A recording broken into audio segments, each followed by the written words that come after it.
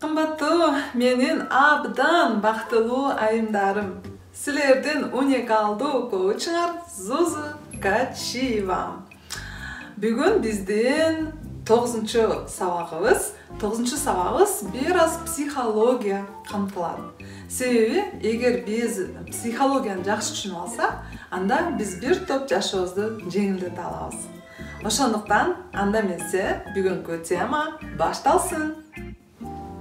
Айымдар, көп биздин азыркы учурда болуп жаткан кыйынчылыктарыбыз, же ишенимдүүлүктөрүбүз, же көз карашыбыз, же ой жүгүртүүбүз баардыгы биздин бала чактан бери келе жаткан нерсе. Биз бала кезибизде бала көп нерсени билбейт турабы? Ал бала кимден үйрөнөт биринчи кезекте? Бул дүйнөнү ким аркылуу көрөт жана кабыл алат? Албетте апасы жана атасы жана чоң туугандары, улуу эжесиби, же байкесиби, же тайэжесиби, же эжелериби, ошолордун көз карашы менен бул дүйнөнү кабыл алат. Бирок ал чоңдор дагы кандай бала чак өткөргөн биз билбейбиз. Ал чоңдор дагы кандай кыйынчылыктарды башынан өткөрүп атат биз билбейбиз. Алар мисалы жанында кички бала турат, ал түшүнбөйт деп коюп эле болгон эмоцияларын күнүгө көрсөтө беришкен, кыла беришкен, контролдо алган эмес. Бирок накты ошо билбейт кички бала, түшүнбөйт деген бала баарын сиңирип алган да. Чоңдордун болуп аткан эмоцияларын, көз караштарын, сүйлөп аткан сөздөрүн, баскан турганын толугу менен жана губка деп коет, губкадай кылып сиңирип алган да. Ошондуктан бул ой жүгүртүү жана бул түшүнүк дагы бизге жардам берет, ата-энелерибизге жана чоң туугандарыбызга таарынбаганга, аларды туура түшүнгөнгө жардам берет.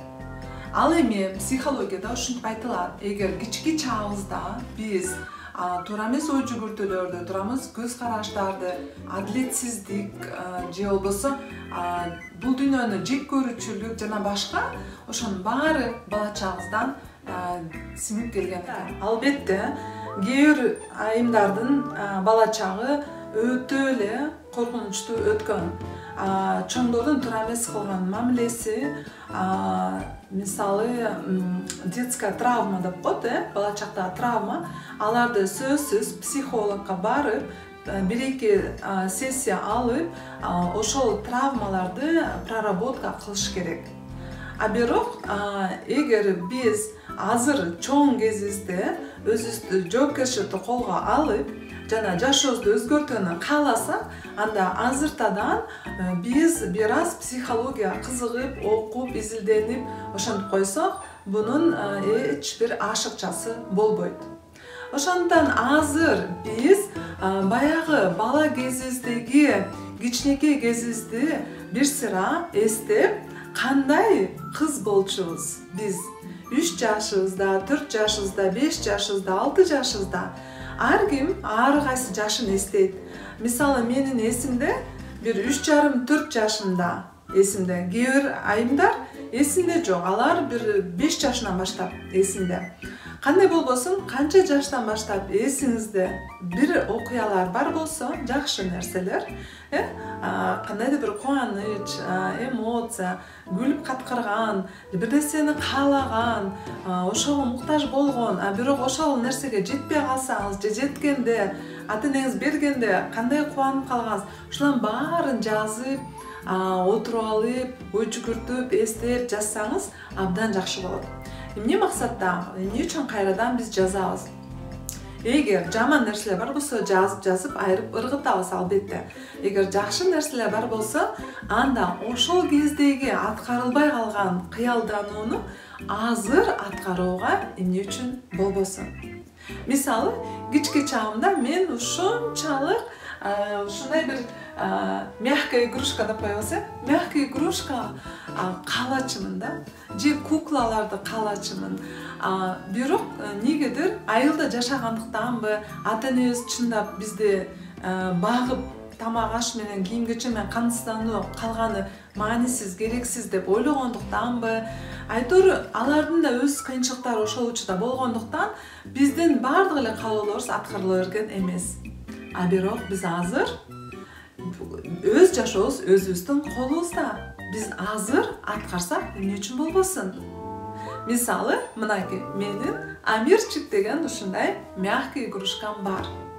Стамбулда дагы сонун свадебный көйнөкчөн бир куклам бар болчу. Эстейсиз, кээ бир YouTube каналда менин видеолорумду көрөсүз ошол кукламды. Эмне себептен бул нерселерди биз жасайбыз? Себеби биз баары бир ички дүйнөбүздө баягы кичинекей Зузу, баягы кичинекей Зузу, 4 жашар Зузу жашап жүрөт да. Ошол боюнча ал ичибизде кичинекей Зузу, мисалы өзүмдү келтирейин, ал чоңойбой калган. Ошол боюнча кабыл алат бул дүйнөнү, бул жашоону, биздин дене сырткы көрүнүшүбүз чоңоюп кеткен, ички баягы кичинекей балалык кезибиз чоңойбой калган. Ошондуктан биз азыр өзүбүз ушундай кезибизде абдан мээримдүү жана абдан кайрымдуу ата-эне болушубуз керек. Баягы ичибиздеги кичинекей Зузуну бөпөлөп, багып, ал эмнени кааласа ошол маалда бирок аткарылбай калган болсо, азыр аткарсак эң сонун болот экен. Демек бизде эки инсан жашайт десек, жаңылышпайбыз. Кичинекей инсан, биздин эсибизде калган 3 жашар, 4 жашар, 5 жашар жана азыркы келбетибиз чоң инсаны денелик жактан өсүп кеткенбиз. Ошондуктан чоң инсанды биз ата-эне кылып койсок болот, кичинекей инсанды биз аны бөбөгүбүз кылып койсок болот. Ошентип биз ошол бөбөгүбүз менен же балабыз менен кам көрүү менен мамиле кылсак сонун болот. Сиздер өзүңүздөр байкайсыздар, кандай өзгөрөт көп нерсе. Ой жүгүртүңүз өзгөрөт, көз карашыңыз өзгөрөт. Көз карашыңыз өзгөргөндө сиз башкача жашап каласыз, ички дүйнөңүз башкача болот. Албетте, көз жаштар болот, сиз жазып атканча, жаман сезимдер болот. А бирок сиз ошону эле топтолуп, ошону элестеп жаман боло бербестен, аны жазып тез айырып ыргытып, жакшы нерселерди эстегенге аракет кылыңыз. Жакшы нерселер кички чагыңызда кандай сонун нерселер болду эле. Ошону эстеп, жазып, ошентсеңиз, анан чыгат эмнени каалачыңыз, бирок аткарылбай калганыңыз. Мисалы 2024-жылы мен өзүмө мындай оюнчук алып берем, мындай нерсени каалачу, ошол жака алып барам. Азыр мисалы айымдар, мен аябай бул дүйнөгө ыраазычылык билдиргим келет.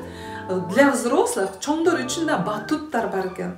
Мисалы секирип, жыргап, бала чагыбызда секирип, көп энергиясы чыгара албай калган болсок, азыр чыгарсак болот экен.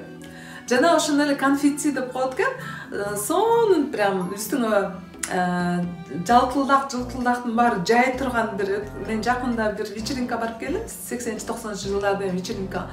Ошону ойда жыргадым, ошондой конфеттини ортого чачты баарыбыз ошондой жамгырдын алдында жыргап, сүрөткө түшүп, жатып, туруп, ыргытып бири-бирибизге ошончалык балалык кезге кайтып баргандай болдум өзүмдү. Балалык кезимди кам көргөндөй болдум.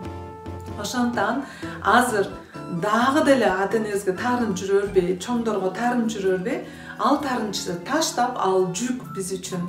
Эми биз өзүбүзгө мээримдүү, камкор, жакшы ата-эне болуп, баягы кичинекей ичибизде балабызга көңүл буруп, анын каалоолорун аткарып, анан ошентсек биз бактылуу болобуз жана кубанычта бул кыйынчылыктарды өтүп жашайбыз. Мисалы, кичке чагыбызда ошончо балмуздак жегибиз келчү, бирок ата-энебиз тамагың ооруйт, жайында жейсиң, дайыма жеген эле боло бербейт дечи. Азыр эмне үчүн болбосун? Жумасынан бир жолу балмуздак жеп койсок, мисалы өзүбүз үчүн өзүбүз кам көрүп койсок. Ошо сыңары кички чагыбызда эмнелер жакшы көрчүбүз? Эмнелерди каалачубуз? Ошолорду албетте таттуу-паттуу бул зыян, бирок жумасына бир жолу жеп койгондун анын эч зыяндыгы жок. Аны рахаттанып жесеңиз, кубанч алып жесеңиз, анын эч бир зыяндыгы жок. Ошондуктан айымдар, сураныч, кандай каалоолор чыкты, ошол каалоолорду кандай максат кылып коюп же кайсысын уже эле аткарып койдуңуз, чатта бөлүшүңүз. Бири-бириңиздин бала чак кезинизде сүрөттөрүңүздү таап алган болсоңуз, чатка салыңыз. Ошол сүрөттү көрүп алып, баарыбыз кубанычка ээ бололу. Өзүбүздүн бала чагыбызга кайтып келели. Ким эмне алды, ким эмне кылды өзүнүн ичиндеги баласына. Ошол жөнүндө бөлүшөлү, пикир алмашалы. Ошонун аркасынан баарыбыз бактылуу болуп, бири-бирибизге кубаналы. Анда эмесе кеттик. Бала чакка кайтып барабыз, ойнойбуз, көңүл бурабыз. Канча жашта болбойлу, айырмасы жок.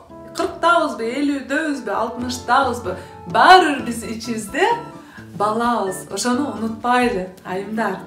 Ошо балалык кезибизден кечпейли, балалык кезибизге кайтып келели. Ошондо биз жашоого башкача көз караш менен карап, жашоону кабыл алып, жашоодо бактылуу болобуз. Айымдар, анда келгиле тапшырманы биргеликте аткарып, кубанычка бөлөнөлү. Эмки сабакта көрүшкөнчө.